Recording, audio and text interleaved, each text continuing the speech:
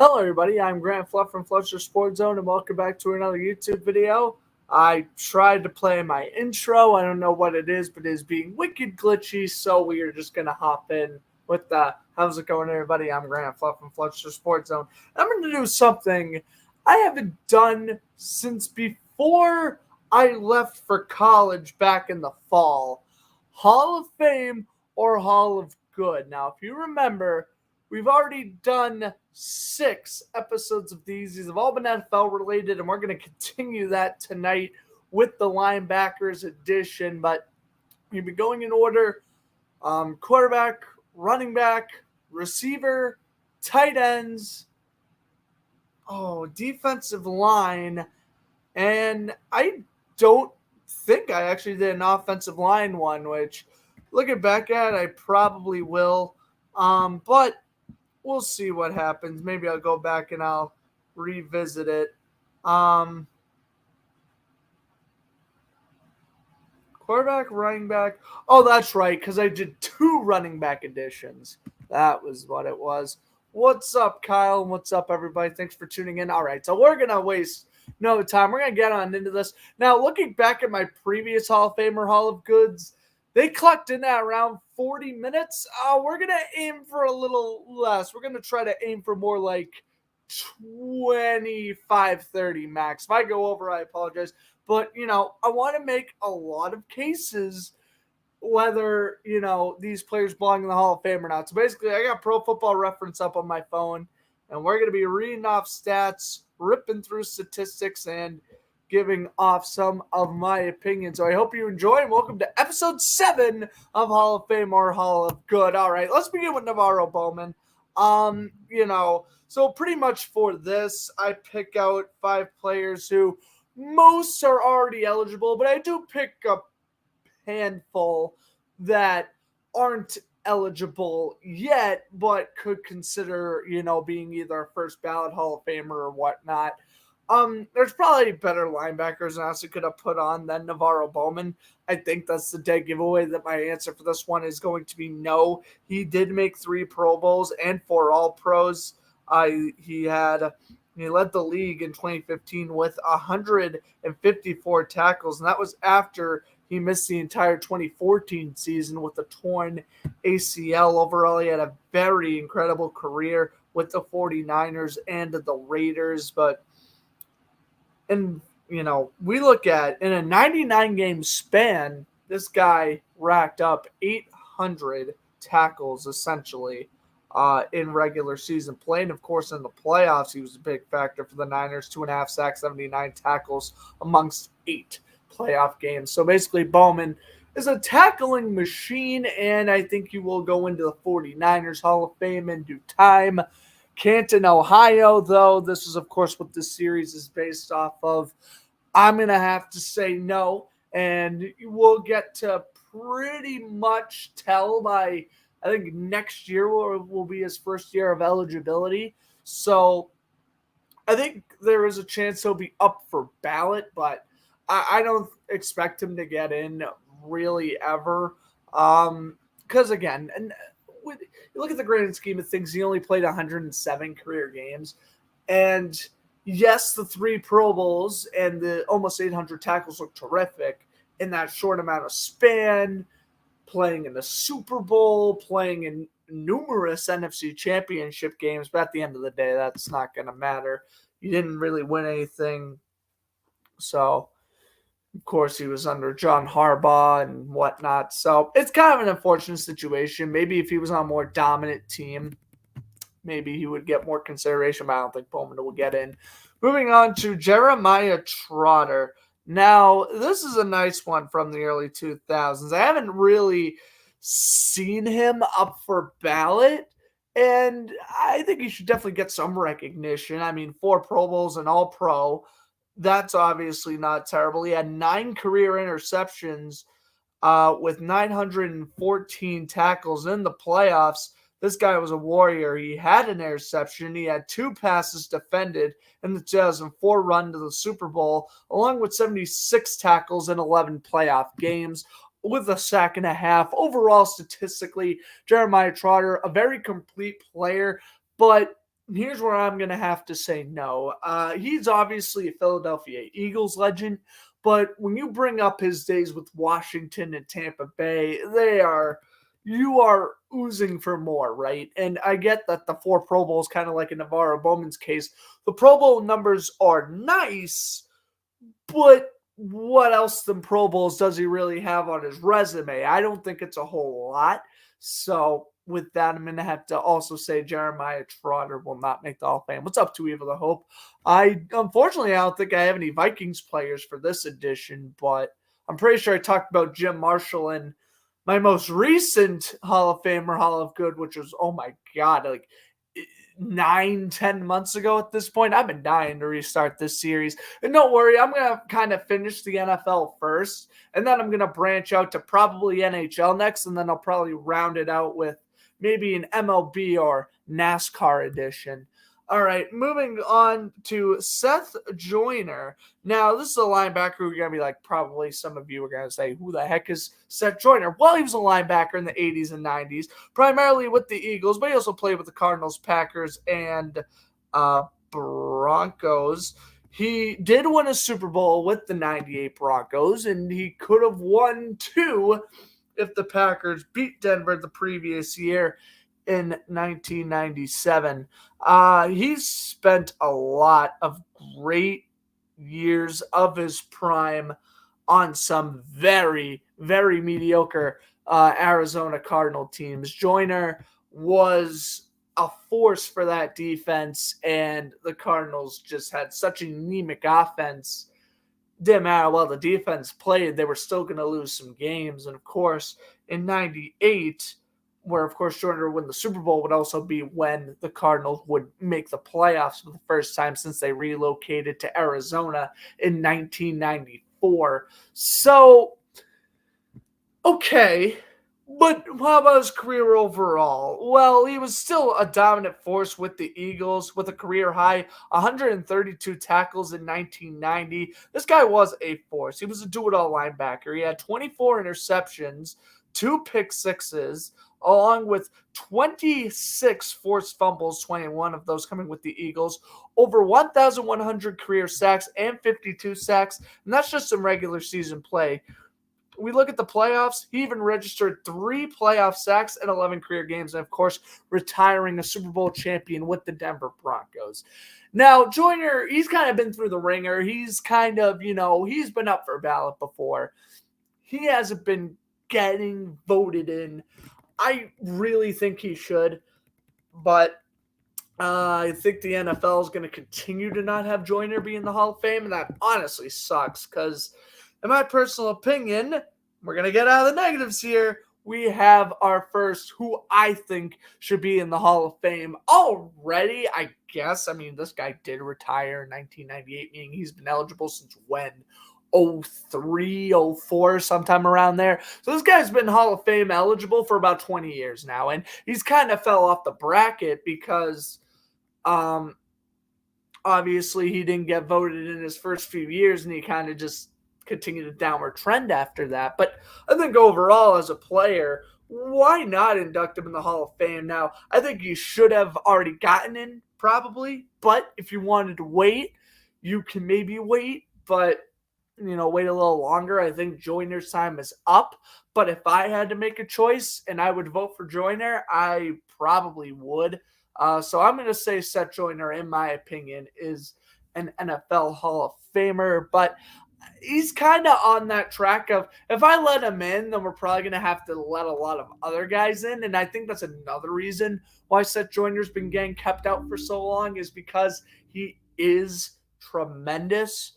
But at the same time, how many other linebackers have made more than 4 Pro Bowls and aren't in the Hall of Fame? Well, we're going to get to quite a few examples of that. I should mention we have 15 players we're running through. I forgot to mention that in the video. And we are down 3 right now. Just to recap, if you're just joining us, Navorro Bowman and Jeremiah Trotter, I do not think belong in the Hall of Fame. Seth Joyner, yes. Moving on to Hardy Nickerson. And when I was deciding which creamsicle uniform to buy, Hardy Nickerson was certainly an appealing option. Now, he had such a great career with the Bucks. He also played for my beloved Jacksonville Jaguars. He had a fantastic career with the Steelers and the Bucks. Over 1,500 tackles in regular season play, along with 12 interceptions, 21 sacks. All that rounded up for 5 Pro Bowls, 2 All-Pros, a spot in the 1990s Hall of Fame All-Decade Team, and the 1997 Alan Page Award winner. So we look at this from the grand scheme of things. He never won a Super Bowl, and that's a damn shame because the Bucks and I guess even the Steelers, like, they had some good teams when Nickerson was on. The Buccaneers especially. He joined the Bucks in 93, made an All-Pro his first year with Tampa Bay with 214 tackles. That made him rank number 6 in Defensive Player of the Year votings.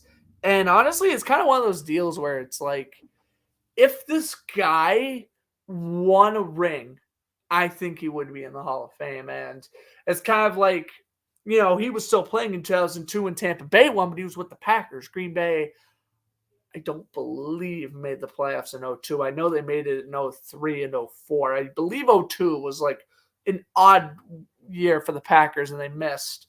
Or no, they didn't. They lost to the Falcons in the wild card round. And I mean, Harry Nickerson did next to nothing in that game. So that was going to help him out. But I think it's just, again, kind of like the fact he kind of fell down where like Navarro Bowman and Jeremiah Trotter fell. Great prime, but overall, I think his career kind of died down near the end.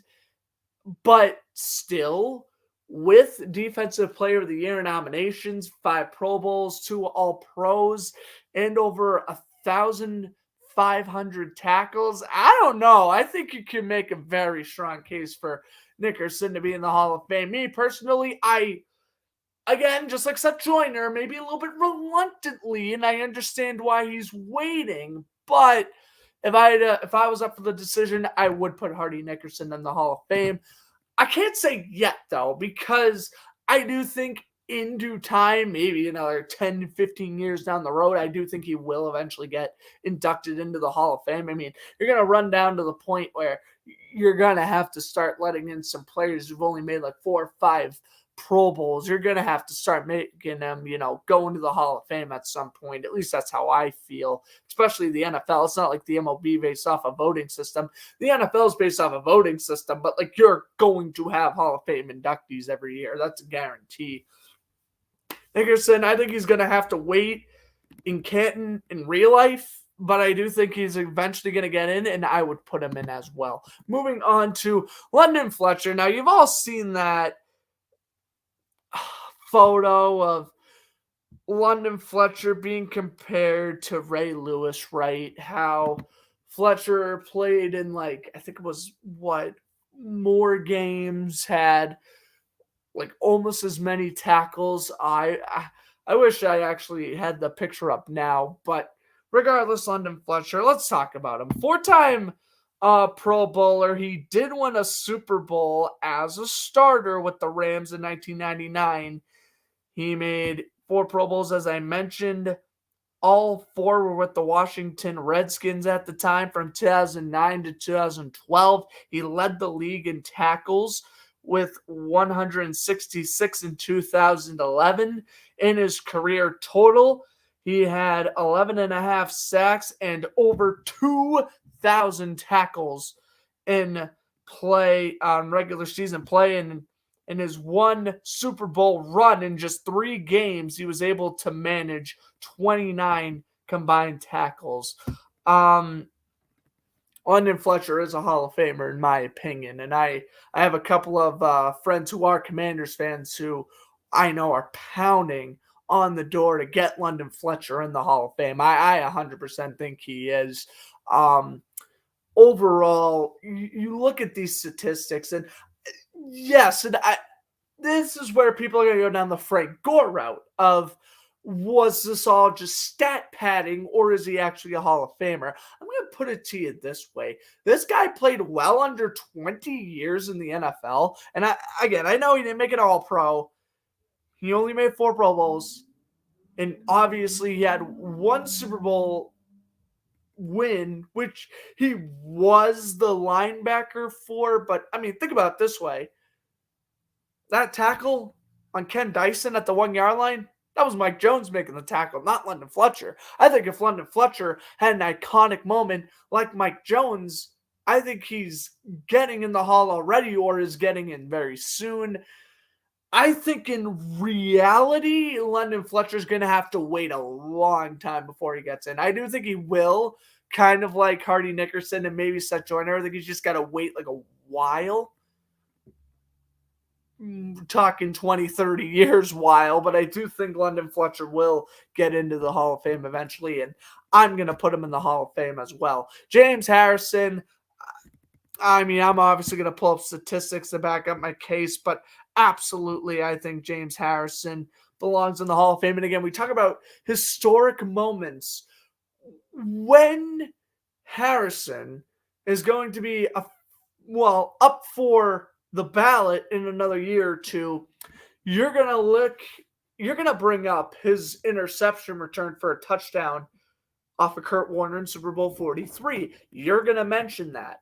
And again, what does London Fletcher have? What does Seth Joyner have when it comes to iconic moments to put you in the Hall of Fame? It's just overall statistics of being a very good productive player. James Harrison, productive player, kicked a lot of asses while he was on the field, and he has that iconic moment. Now, Harrison is just to back up my case, but as I mentioned, he won 2 Super Bowls with the Steelers, 2008 Defensive Player of the Year, and yeah, he was insane. Even with the Bengals and Patriots, sure, he wasn't on those teams for long, but he overall had success despite not being on those teams for a while. With the Steelers alone, he had 80.5 career sacks, and in the playoffs, he had 11 career sacks, all not 11 with the Steelers. And he even played in 4 Super Bowls. Of course, he won Super Bowl 40 and 43 with the Seahawks, lost Super Bowl 45 when the Packers beat the Steelers. And when he was on the Patriots in 2017, he played in Super Bowl 52, his last NFL game. And I think he retired after the Patriots said they weren't going to re-sign him or something. So I think he signed a 1-day contract with the Steelers and retired. But 5 Pro Bowls, 2 All-Pros, 2 Super Bowls, 4 Super Bowl appearances. And again, he has that iconic Super Bowl moment. I think James Harrison is a Hall of Famer. And I don't know if he's going to be first ballot, but he's not going to wait like crazy long. Unless this becomes another Zach Thomas situation, which I don't think it will. James Harrison has kind of the fandom and the recognition to kind of get in the Hall of Fame quicker than a guy like Zach Thomas, who literally has been eligible since 2012 and just got in last year, or I guess this past year, 2023. So it was announced during the Hall of Fame induction or the award show. Moving on to Teddy Bruschi. He is in the thumbnail. Teddy Bruschi's a weird one because he was a dynamic force on that early 2000s Patriots dynasty team. He was tremendous. Won Super Bowls 36, 38, and 39 with the Pats. And he won 2005 Comeback Player of the Year award with 63 tackles. He had a career-high 133 tackles in 2003, along with a plethora of iconic playoff moments. We're talking about a guy who owned Peyton Manning in the playoffs. We're talking about a guy who's played in numerous Super Bowls, won numerous Super Bowls. We're talking about a guy who appeared in other classic games such as the Tuck Rule.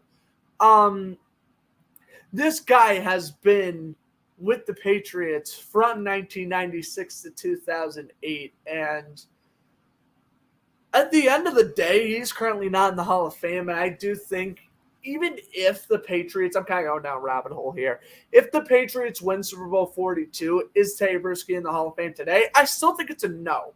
And I love to call Teddy Bruschi the Fred Taylor of linebackers. And not only did he just play in the early 2000s with the, had an elite late 90s, early 2000s, career, but in terms of he only made one Pro Bowl. In 2003, Teddy Bruschi, that was his only Pro Bowl. I don't know how. Actually, excuse me, 2004. I don't know how this guy didn't make more than uno Pro Bowls, but that's not the point. The point is he made one Pro Bowl. And you look at that alone and you say, yeah, no, this guy's not a Hall of Famer. He's in the Patriots Hall of Fame, as he should be. Does he belong in Canton, Ohio? Listen. Most people agree, even with the one Pro Bowl, Fred Taylor belongs in the Hall of Fame. I mean, he literally currently is the running back who has the most regular season rushing yards who's not in the Hall of Fame. Disregarding, Frank Gore, Adrian Peterson. We're talking about who are eligible to make the Hall of Fame. I don't know if Bruschi has the most tackles on the Hall of Fame. I doubt it, because I think everyone would be making a big hullabaloo if that was the case. But you look at the fact that he was a key contributor to 3 Super Bowls, next to Willie McGinnis and Roman Pfeiffer. That's what I look at when I look at Tay Bruschi. By the way, I met Roman Pfeiffer once, really nice guy. But anyway, Teddy Bruschi, another guy I'd love to meet one day. I think Bruschi's awesome. I know he does a little bit of work for the Boston sports radio stations here, talking about the Patriots and whatever. And I think he's a good analyst he's working for ESPN now, right? I believe so. But overall, as a player, y'all are going to laugh at me. I mean, the fact that Jeremiah Trotter, and there's no disrespect to Jeremiah Trotter, but how's a guy like him make 4 Pro Bowls and Bruschi only makes 1? To me, it doesn't make sense. Maybe if Bruschi played in the NFC, he'd have more. But Bruschi, Hall of Famer, in my opinion, that's probably the most controversial one next to Seth Joyner, but I think Bruschi's in the Hall. Clay Matthews, this is going to be just like James Harrison. Very short, sweet, straight to the point. He is. I don't care. The fact he's not is absolutely disgraceful. In 278 regular season games, this guy is a Cleveland Browns legend. He has 1,430 tackles with that team, along with 4 Pro Bowl appearances, along with leading the league in tackles for 4 separate years, on top of being part of some of the most memorable playoff games in Cleveland Browns history. The drive, the fumble, the 1986 divisional round game against the Jets that went into double overtime. He also played in the 95 wildcard game with the Falcons. He had 2 tackles in that game, apparently, when the Falcons got blown out by the Packers. But you get my point. Matthews spent, I want to say it was 16 years. He spent 16 years with the Browns, essentially owns every single, defensive tackle franchise record. Why is this guy not in the Hall of Fame yet? And I remember when Clay Matthews' daughter was tweeting about this last year when last year's Hall of Fame class was announced. I remember literally tweeting at her, and she liked my tweet. I was like, well, I was pointing out statistics, and I'm like, it's not that, but he's also beloved by his city. And I think favoritism is definitely involved in the Hall of Fame voting somewhat. So how about we get a couple of Browns fans on the voting panel, get Clay Matthews in, because it's ridiculous. Again, this guy's been retired since 1996, meaning his first year of eligibility was in 2001. How? In 22 years. How is this guy not in the Hall yet? I don't get it. Keith Brooking up next. He's primarily known for his time with the Falcons, and I want to say the Cowboys too, yeah. So Brooking, 12th overall pick. Maybe that'll help him because it's a first-round pick. He made 5 Pro Bowls in his career, 1,440 career tackles, along with 22 sacks and 13 interceptions. In playoff action, he never had, really much of playoff success. 2002, he had 14 tackles in 2 games. That's pretty impressive, but overall, playoff statistics don't really do justice for Keith Brooking. You're looking specifically at Pro Bowls and statistics for this one. And I'm going to have to say no. And 5 Pro Bowls is a lot. And I know what you guys are going to think. Well, you just let Teddy Bruschi, a guy with 1 Pro Bowl in the Hall of Fame before Keith Brooking, yes, because he was part of a championship-winning team. He had playoff statistics to back up his resume. I've watched enough game film and highlights of Teddy Bruschi to recognize his greatness. Now, I agree. I should probably watch more of Keith Brooking's highlights. I completely agree. But at the same time, when you think of Atlanta Falcons star defensive players, Keith Brooking, absolutely. But in general, would you put this guy in the Hall of Fame? I get it. The 5 Pro Bowls and the 1,400 career tackles, it looks very appeasing, and he had a great career. If I was up to vote, though, I would keep him out. And it's a tough decision, but I would keep Keith Brooking out. You can't let everyone in.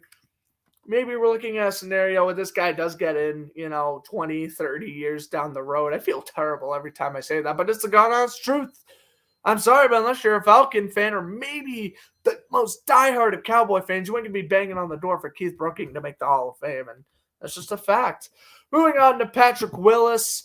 So his first year of eligibility was this past year.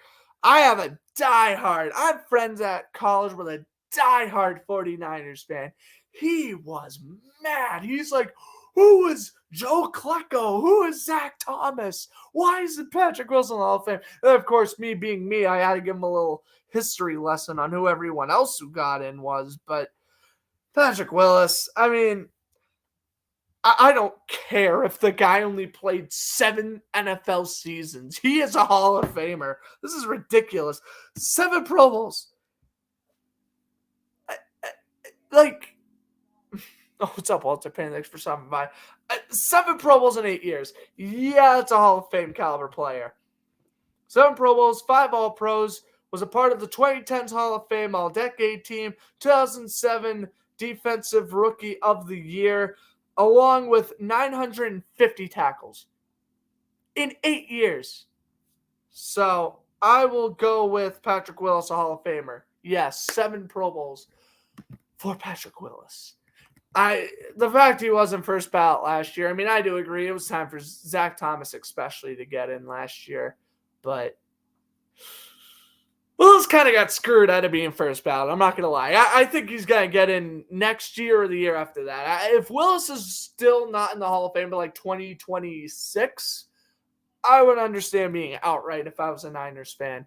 All right, now this man isn't eligible for a little bit, but Luke Kuechly, again, just like Patrick Willis, he had a short career, but he had such a dominant career. Put him in the Hall. In 8 years, he made 7 Pro Bowls, 5 All-Pros, again, part of the 2010s All-Decade Team. He won 2013 Defensive Player of the Year. He was also the 2012 Defensive Rookie of the Year, along with 18 interceptions, 12.5 sacks, over 1,000 career tackles. And again, I bring up pivotal moments here that'll help a player get into the Hall of Fame, right? Pivotal moments. Luke Kuechly picking off Carson Palmer in the 4th quarter of the 2015 NFC Championship game, sealing the win for Carolina. Again, we want to talk about iconic moments. I think he is a Hall of Famer and a Hall of Good player.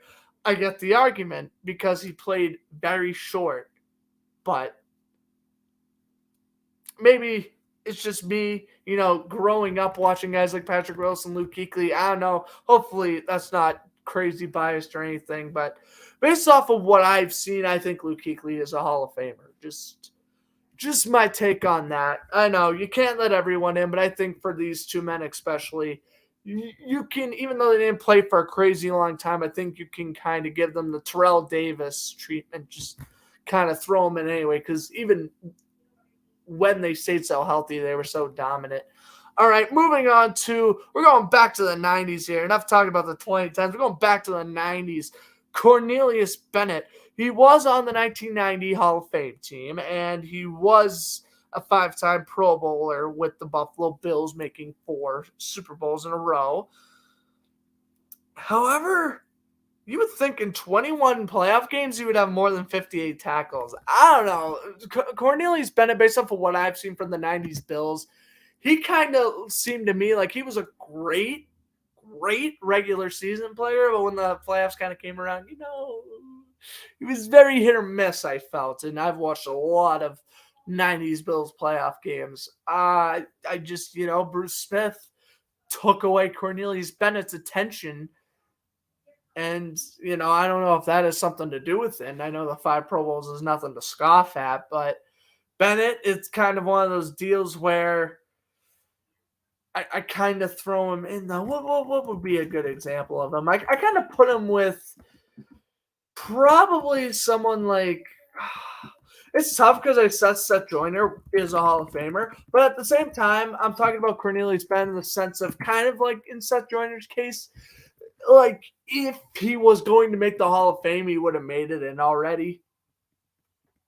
Not saying, he'll never make it in, but at the same time, he's not even up for eligibility anymore the last few years that I voted. Maybe he's just been voted off the ballot in general. And that sucks, making 5 Pro Bowls and an All-Pro and, just being a Buffalo Bills Hall of Famer, not in Canton, Ohio. I get it. That sucks. But, the fact this guy played almost twice as long as Luke Kuechly, and Luke Kuechly still has more Pro Bowls, right? It's like, Cornelius Bennett, I'm sorry, but I can't put you in. I can't. Seth Joyner made less Pro Bowls, but he had more impressive statistics. All right. That's all I'm saying. All right. Chris Spielman. I know Detroit Lions fans are going to love this one because they all think that this man should be in the Hall of Fame. Well, let's see what I think. 4 Pro Bowls, 1 All-Pro, born in Canton, Ohio. Local boy. I don't know. Yeah, Detroit Lions legend. He also played for the Bills, but he had an incredible 1994 season. I don't even know how he didn't even make All-Pro in 94. 195 tackles leading the league. He was also ranked second in defensive Rookie of the Year votings in 1988 with 153 combined tackles. He was part of the Lions' only playoff win back in 1991. And yeah, he went with the Bills in 96 and 97, became Cornelius Bennett's teammate, and racked up 225 tackles in regular season play. But again, I kind of feel like this would be a good comparison for Bennett. Spielman, he would have been in already. I know for a fact he would have been in already because he had the All-Pro and he had the numerous seasons where he was arguably a top 5 outside linebacker in the league. It's tough. I think Spielman's time could come in real life within the next 15 years, but again, we're talking 15 years. It's well over a decade from now. It's just, when it's all said and done, it's like guys like Willis, Kuechly, they're the guys who are playing now. Like, they're all going to pass guys like Spielman, and it sucks because I know a lot of Lions fans want him to be in the Hall of Fame, and, but I go in the motto, you can't put everybody in. So it sucks. But Spielman, probably the closest player I'd allow in the Hall out of the ones I'm saying no to, but overall, no on Spielman. Sorry, Lions fans, come at me with the pitchforks. And our last one, Karl Mecklenburg. Now, of course, you know the drill from this series. The last player I put on every single one of these is an automatic yes. I'm going to put you right now. Karl Mecklenburg it's an automatic yes. I think he should be in the Hall of Fame. But this is where I can go on my deep explanation, if you will. All right, we're ready to shred into this. 6 Pro Bowls, 3 All-Pros, 1,118 tackles, 5 career interceptions, 79 sacks. 79 sacks as a linebacker. That is incredible. He has played in numerous Super Bowls with the Denver Broncos. He lost all of them, but that ain't his fault. He didn't really play well in Super Bowl, the one where they won in 1990, where they lost 55-10 to the 49ers. But, I mean, when you lose 55-10 and you let Tom Rathman just run all over you for 4 straight quarters. Right? No one played good in that game for the Broncos. But even though they lost in Super Bowl 21, I was very impressed with his efforts against the Giants in that game, and just overall part of very iconic moments in the Denver Broncos. He was part of both AFC Championship wins over the Browns in 86 and 87. He's a franchise leader in a couple of defensive categories. And he's a fan favorite. We talk about fan favorites, getting in relatively easily. Carl Mecklenburg. It's a joke that this man has been eligible for what seems to be an eternity, and he's not in yet. Let's see, when has he been eligible since? 94 was when he retired, so he's been eligible since 1999. Do the quick math. 24 years. 24 years Carl Mecklenburg has been waiting to hear that knock on his door.